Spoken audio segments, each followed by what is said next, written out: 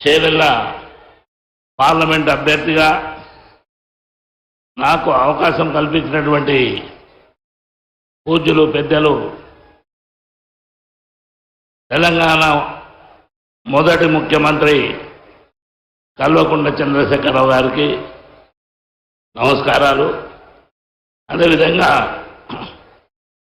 ఈ ప్రాంతము రంగారెడ్డి జిల్లా మాజీ మంత్రివర్యులు పెద్దలు సబితాయింద్ర రెడ్డి గారికి, వేదిక మీద ఉన్న శాసనసభ్యులు, శాసన మండలి సభ్యులు, అదేవిధంగా కుల సంఘాల అధ్యక్షులు, మహిళా సోదరమణులు, వేదిక మీద ఉన్న పెద్దలందరికీ, వేదిక ఉన్న పెద్దలందరికీ పేరు పేరున నమస్కారం పెడుతున్నాను. మిత్రులారా, మీరు బాగా గమనించాలి. 40 సంవత్సరాల నుండి రాజకీయాల్లో అన్ని ప్రాంతాలు తిరుగుతూ బీసీల యొక్క గొంతుకగా 93 బీసీ కులాలను పెట్టి, అదేవిధంగా ఎస్సీ, ఎస్టీ, బీసీ మైనార్టీతో కూడుకున్నటువంటి సమాజాన్ని గొంతెత్తి చాటినటువంటి సందర్భం మీ అందరి మరవంది కాదు. అది కాకుండా నేను గ్రామ పంచాయతీ వార్డు నుండి జిల్లా పరిషత్ చైర్మన్గా, అదేవిధంగా ఎమ్మెల్సీగా కూడా పనిచేసినటువంటి సందర్భాలు ఉన్నాయి. మీరు బాగా గమనించాలి. బీసీల యొక్క 93 బీసీ కులాలు, దాంతోపాటు ఎస్సీ, ఎస్టీ, మైనార్టీలతో కూడుకున్నటువంటి సమాజం 93 బీసీ కులాలను ఏకతాటిగా తేవడానికి ఏ జిల్లాలో కూడా, ఆ రోజు ఉమ్మడి రాష్ట్రంలో ఏ జిల్లాలో కూడా 93 కులాలు ఉన్నాయి. ఒక జిల్లాలో 15 ఉంటాయి, 16 ఉంటాయి. అత్యధిక శాతం ఉన్నటువంటి కులాలు ఒంగోలు ప్రాంతంలో.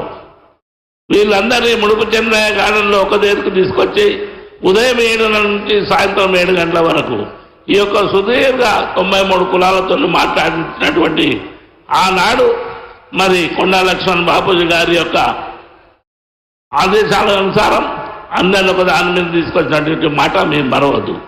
మిత్రులారా, అదే కాకుండా మరి మీ అందరి దయ వల్ల మరి జిల్లా పరిషత్ చైర్మన్గా నాకు అవకాశం వచ్చింది 5 సంవత్సరాలు. 5 సంవత్సరాల లోపల ఎటు చూసినా, ఎక్కడ చూసినా ప్రతి రూరల్ జిల్లా ఉంది మన దగ్గర, అర్బన్ ప్రాంతం ఉంది. రూరల్ అర్బన్ను ఒకే దాటికి తీసుకొచ్చి ఎక్కడ ఏ అవసరాలు ఉన్నాయి, ఏ గ్రామంలో ఏ అవసరాలు ఉన్నాయని మౌలిక సదుపాయాలను అన్నీ కూడగట్టుకొని మంచి చేసినటువంటి సందర్భం ఉంది.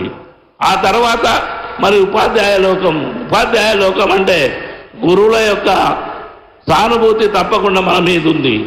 నాకు ఎప్పుడైతే పెద్దలు చంద్రశేఖరరావు గారు మరి సబితాయింద్ర రెడ్డి గారు ఎమ్మెల్యేల యొక్క ప్రోద్బలంతో నాకేదైతే అవకాశం ఇచ్చిండో, ఎట్లయితే అవకాశం ఇచ్చి నా పేరు బయటికి రాగానే ఉపాధ్యాయ లోకం అంతా కూడా తప్పకుండా జ్ఞానేశ్వరుడు నీకు ఆశీర్వదిస్తాం, తప్పకుండా నిన్ను గెలిపిస్తామని చెప్పినటువంటి మాట మరవలేను. ఎందుకంటే 20-25 సంవత్సరాల తర్వాత కూడా మనం చేసినటువంటి పనులను గెత్తి పెట్టుకొని వాళ్ళు నాకు సహకరించినటువంటి మాట.